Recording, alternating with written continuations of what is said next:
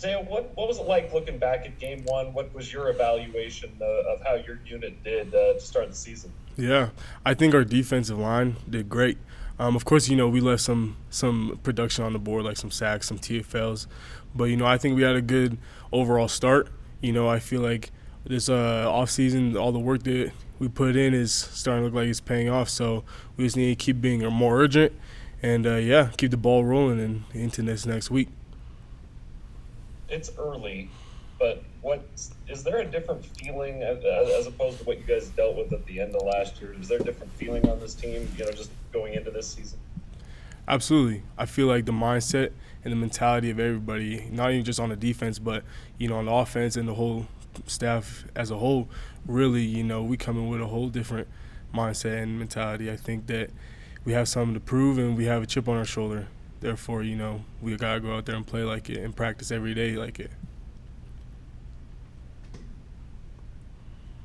Zay, as part of that mentality that you're talking about with this defense, just being aggressive and kind of that attacking mindset and whatnot, you had a sack, and I think there were 7 tackles for loss. I'm trying to recall right off the top of my head. Like, is that sort of a conscious decision that you guys are looking at, is trying to like be more aggressive and I guess maybe prove that you're more than just Tyler Batty in some ways?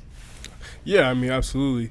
To be a good defense, first of all, to be a good defensive line, we have to have every single part of it flying on all scales, right? And so with that being said, it's not just one guy, it's all of us, and you're as good as your weakest link.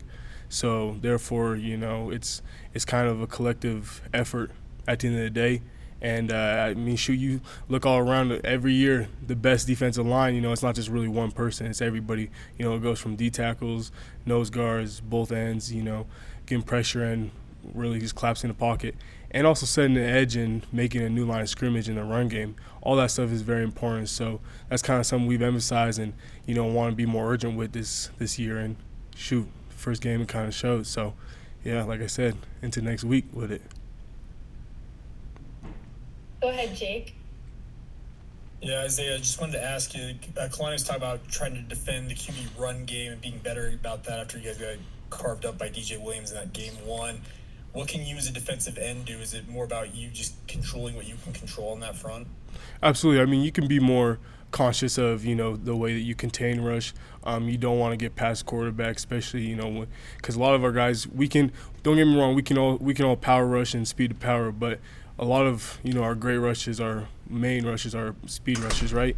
And so with that being said, especially for me, I love a speed rush. So in regards to containing the passer, that's something that we don't want to do, get past the level of quarterback on pass. But when it comes to, games, like when they go empty and stuff like that, we can definitely be more conscious and intentional about, our stunts that we put on, ways that we can affect quarterback in all different kinds of ways, with our blitzes in front. So, yeah. Now, SMU likes to run a lot of RPO action. Does that change much for you and your role on that end? No. I mean, every rep we take, regardless, we have to be detailed and lock into our keys. That's all it's going to come down to, especially when it comes to that type of stuff, just being disciplined with our eye control and, when we lock into our keys, what we're looking at and how we stay disciplined on the line of scrimmage. Okay, we'll have a couple more questions from Mitch and then Jay. I'd say, what are the challenges of facing an SMU team that is very comfortable with playing 2 quarterbacks? Right. I mean, you don't really know exactly what you're going to get, especially when it comes to the scouting report and how you prepare.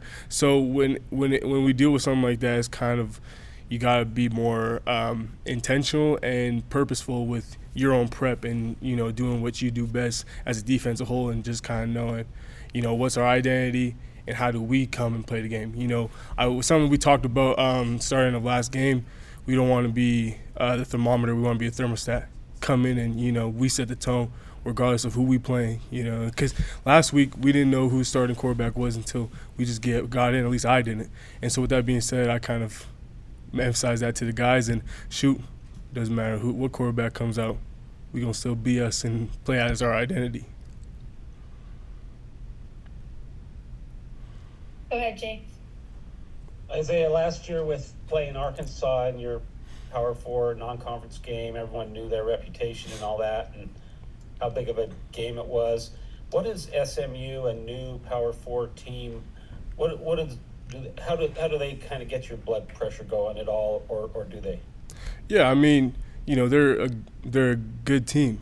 You know what I'm saying? Like, of course, like what I explained earlier, we have that kind of mindset. We got a chip on our shoulder, and we got to come out and really perform and show kind of team we are this year. So, with that being said, it is cool to see that they're new in the conference as well. But regardless, we want to come out and we want to play the best we can, and obviously get the result of a win. So, of course, with that all being said, it does absolutely, get on a little touchy side of it. But like I said, we're ready, man. I'm excited. Okay, that's all the questions we have for you today. Thank you, Isaiah. Thank Have you. a great Appreciate you guys.